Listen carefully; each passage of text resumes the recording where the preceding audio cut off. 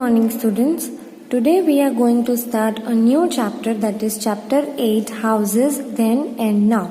मतलब पहले के ज़माने में घर कैसे हुआ करते थे और अब घर कैसे होते हैं, ये डिस्क्रिप्शन आपको इस चैप्टर में समझाया गया है. Okay, now let us start reading and then we will understand. One day Nitika asked her grandmother what kind of houses she lived in when she was young. Her grandmother told her that when she was young, most people lived in villages and built कच्चा houses. एक दिन नितिका ने अपनी दादी से पूछा कि पहले के ज़माने में जब आप छोटे थे या आप यंग थे तब आप कैसे घर में रहते थे. तो उसकी दादी ने बताया कि पहले सब लोग विलेजेस में रहते थे और कच्चा हाउसेज में रहते थे. They did not cost much, they were usually made by family members themselves. उसको बनाने के लिए ज़्यादा रुपीस नहीं लगते थे, वो लोग फैमिली मेंबर्स ही अपने आप बना लेते थे. Cow dung mixed with mud was use to make the floor. Cow dung मतलब आपको पता है कि काऊ का डंक जो होता है उसको सुखा के उसका गोला बना के फ्लोरिंग किया जाता था. This would keep the insects away. इससे क्या होता था, जो भी सारे इंसेक्ट्स है वो दूर रहते थे. They used mud to build the 4 walls. फिर 4 दीवार बनाने के लिए वो लोग यूज करते थे mud. Strips of wood were joined to make a frame and fix on the 4 walls. फिर वुड जो होता है उसकी स्ट्रिप्स लगा के चारों ओर लगाई जाती थी ताकि वो वॉल्स अच्छे से फिक्स हो जाए. Straw and leaves of trees like neem and kikar were placed on the frame so that termites would not harm the wood. फिर जो नीम लीव्स होती थी या स्ट्रॉज होते थे उसे क्या करते थे, उस वुड के आगे लगा देते थे. क्यों? ताकि वो वुड खराब ना हो. These building materials were covered with mud to make the roof. फिर ऊपर का रूफ बनाने के लिए भी सारे बिल्डिंग मटेरियल्स और मड को मिक्स करके ऊपर का बनाया जाता था. Kachcha houses were not very strong. People needed to coat the walls every week. These houses also needed repair from time to time. अब जैसे कि ये कच्चा हाउस है तो ये ज़्यादा देर तक रहता नहीं था. एवरी वीक उस कच्चा हाउस को हमें ठीक करना पड़ता था. हर टाइम टू टाइम हमें उसे रिपेयर करना पड़ता था बिकॉज इट इज़ अ कच्चा हाउस. कच्चा है तो फिर ऑब्वियसली वो खराब हो जाएगा, उसे हमें रिपेयर करना पड़ेगा. नितिका's mother lived in a big house called Haveli. Space was not a problem in those days. So many people built single story houses. अब ये जो कच्चा हाउस है वहाँ पे तो नितिका की दादी रहती थी जब वो छोटी थी, पर जब नितिका की मम्मी छोटी थी तब वो कहाँ पे रहती थी? हवेली में. हवेली कैसा होता था? पहले के ज़माने में ऐसा होता था कि स्पेस की कोई प्रॉब्लम नहीं होती थी. बहुत बड़े बड़े मतलब आंगन जैसे घर होते थे. They used building materials like limestone, would, stone chips and mud bricks. हवेली बनाने के लिए क्या यूज होता था? Limestone, would, stone and mud. Most houses had rooms built around a central courtyard called the आंगन. जैसे कि मैंने आपको कहा कि बहुत बड़ा बीच में आंगन होता है और फिर चारों बाजू कमरे होते हैं. It was a place for children to play, elders to sit and chat and women to work. फिर इस आंगन में बच्चे खेल सकते थे, बड़े बूढ़े हैं जो बैठ के बात कर सकते थे, सब कुछ उस आंगन में हो सकता था. This kind of houses had high ceilings and thick walls. इसकी जो सीलिंग होती है मतलब बहुत लंबे लंबे घर होते हैं. The walls kept the houses cool even in summers. ये ऐसे मड या ऐसी इसकी जो वॉल्स है वो ऐसी बनाई जाती थी कि समर में भी इनके सारे वॉल्स ठंडे रह सकते हैं. People did not need air condition और coolers in summer as we need nowadays. पहले के ज़माने में वॉल्स भी ऐसे बनाए जाते थे कि बहुत ठंडे हो ताकि वहाँ पे एसी या कूलर की ज़रूरत ना पड़े. The kitchen was built at a distance from the other room to prevent the smoke from entering the rooms. Even the bathrooms were built at a distance from the other room. मतलब kitchen सारे कमरों से बहुत दूर बनाया जाता था ताकि जो धुआं है वो कमरे तक ना पहुंचे, और बाथरूम्स भी ऐसे ही दूर बनाए जाते थे। इसीलिए हवेली मतलब जो बहुत बड़ा होता है, तो आंगन के बाजू में रूम होता है, फिर वापस थोड़ा आंगन आता है, फिर किचन, ऐसे सब कुछ दूर दूर बनाया जाता था। Nowadays most of the people in towns and cities live in पक्का houses. अब क्या हो गया, people live in पक्का houses. These houses are made up of building material like brick, cement, tiles, marbles, iron and glass. तो अब जो houses हैं वो किससे बनाए जाते हैं? Brick, cement, tile, marble, iron and glass. मतलब ये सारी चीजें ऐसी हैं जिसको टाइम टू टाइम रिपेयर की जरूरत नहीं पड़ती।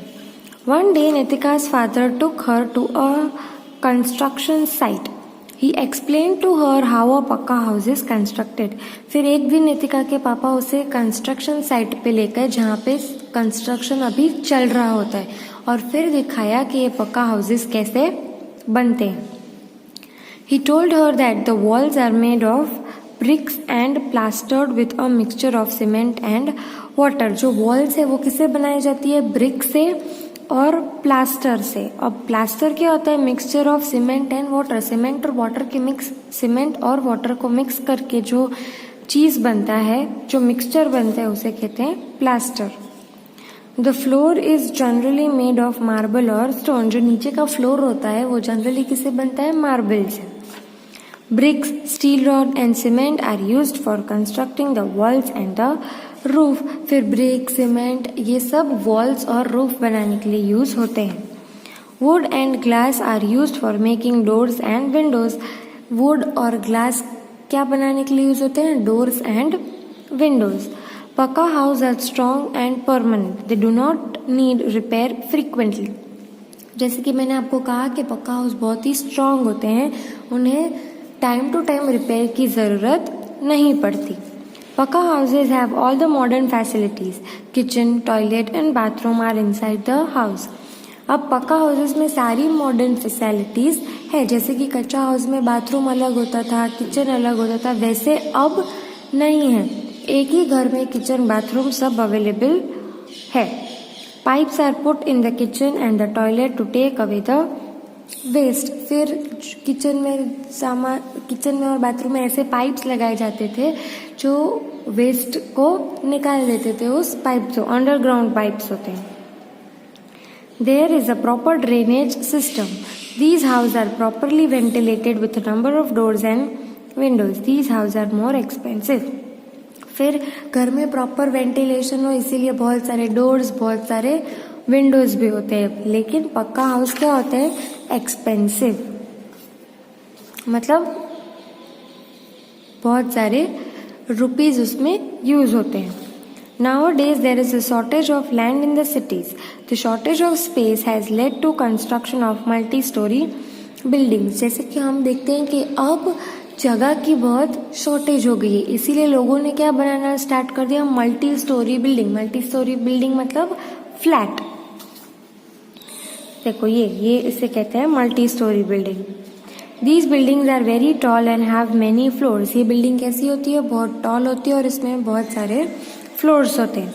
Each floor has many houses. Each house is called a flat और एन अपार्टमेंट। एक फ्लोर में बहुत सारे घर होते हैं, उसे क्या कहते हैं? फ्लैट या तो apartment. Bungalows have many rooms. They also have lawns and garages. Some big bungalows have swimming pools as well. Bungalows कैसे होते हैं? बहुत बड़े होते हैं, बहुत सारे रूम होते हैं, आंगन होता है, और बहुत सारे बंगलोज ऐसे होते हैं जिसमें स्विमिंग पूल भी होता है। Nitika's father told her that many people are involved in the construction of a house. Let us know who are and what they do. अब नितिका के पापा ने उसे कहा कि कंस्ट्रक्शन मतलब एक घर बनाने के लिए बहुत सारे लोग होते हैं। अब कौन से होते हैं और वो क्या काम करते हैं? लेट अस सी। फर्स्ट होता है an architect makes the plan of the house. Architecture सबसे पहले होता है आर्किटेक्चर। वो क्या करता है, घर कैसा बनेगा उसका डिजाइन बनाता है। फिर a mason lays bricks and plaster the walls. फिर दूसरा होता है मैसन, वो क्या करता है, सारे ब्रिक्स को लगाता है और फिर प्लास्टर करता है। थर्ड होता है carpenter. A carpenter makes doors and Windows. Carpenter क्या करते हैं, घर के सारे डोर्स एंड विंडोज बनाते हैं। Next a plumber fits water pipe and taps. Plumber क्या करता है, घर में वाटर पाइप्स और टैप्स है वो फिट करता है। नेक्स्ट है an electrician fits wires and plugs. Electrician क्या करता है, घर के जो भी लाइट है, वायरिंग प्रॉब्लम है, वायरिंग्स है, वो सब इलेक्ट्रिशियन देखते हैं। A painter paints a house. फिर हमने घर बना तो लिया, ऐसे तो रखेंगे नहीं, उसको पेंट तो करेंगे, तो उसके लिए क्या चाहिए, painter. Next an engineer supervises the construction of a house. फिर पूरा घर बन जाने के बाद उसे सुपरवाइज कौन करता है, engineer. One day Nitika's father took her to a place where people lived in small houses made of stone and mud. These houses stood close to one another and had roof made of iron और tin sheets. फिर एक दिन नितिका के पापा उसे ऐसी जगह पे ले गए जहाँ पे बहुत स्मॉल हाउसेज होते हैं जो सिर्फ स्टोन और मड से बने होते, एकदम चिपक चिपक के सारे घर होते ऐसे सी,